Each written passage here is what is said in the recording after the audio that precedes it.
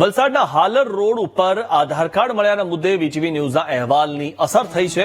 Valsad city પોલીસે તમામ આધાર card જપ્ત કર્યા. આધાર કાર્ડ ફેંક્યાની ઘટના સીસીટીવીમાં કેદ થઈ છે.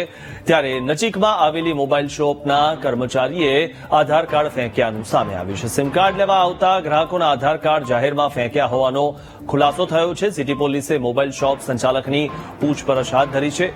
હાલર રોડ ઉપર કચરાના ઢગલામાં આધાર કાર્ડ મળી આવ્યા હતા. તો ઉલ્લેખનીય છે કે આ એ જ આધાર કાર્ડ છે જેના માટે લોકો લાઈનો લગાવતા હોય છે, તેમાં સુધારા માટે લાઈનો લગાવતા હોય છે. અને આ જ આધાર કાર્ડથી ઘણી બધા જે ડોક્યુમેન્ટ્સ જે છે તેના માટે આધાર કાર્ડ આપવામાં આવતું હોય છે. મોબાઈલનું સિમ કાર્ડ માટે પણ આધાર કાર્ડ આપવામાં આવતું હોય છે. અને તે જ રીતે મોબાઈલના એક દુકાનદારે આ આધાર કાર્ડ અહીંયા ફેંક્યા હતા.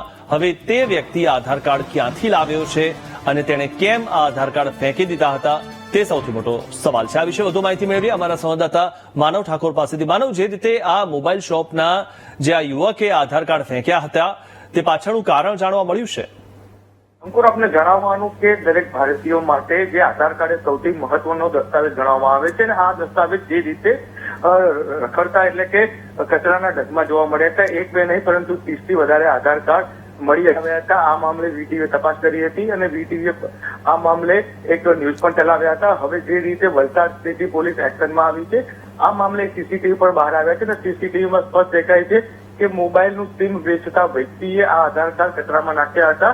વલસાડ સિટી પોલીસે આ ઇસમની અટકાયત કરી લેવામાં આવી છે. તેના વિરુદ્ધ ફરિયાદ પણ દાખલ કરવામાં આવી છે અને આધાર કાર્ડ તેને શા માટે નાખ્યા અથવા ક્યાંથી લાવ્યો તે મામલે તપાસ શરૂ કરી છે. જોકે તપાસમાં પ્રાથમિક રીતે એવું બહાર આવ્યું છે કે જયારે સિમ વેચતો હોય છે ત્યારે કેટલાક લોકોના આ રીતે આધાર કાર્ડ લેવામાં આવ્યા હતા, પરંતુ જે સામાન્ય રીતે તેની ઝેરોક્ષ લેવાતી હોય છે, પરંતુ ક્યારેક કેટલાક સંજોગોમાં ઓરિજિનલ પણ લેવામાં આવ્યું હતું ને એ ઓરિજિનલ પરત આપવામાં નહોતું આવ્યું. હવે તેનો દુરુપયોગ કર્યો છે કે નહીં તે મામલે તપાસ શરૂ કરી છે. જી આભાર માનવ માહિતી આપવા બદલ.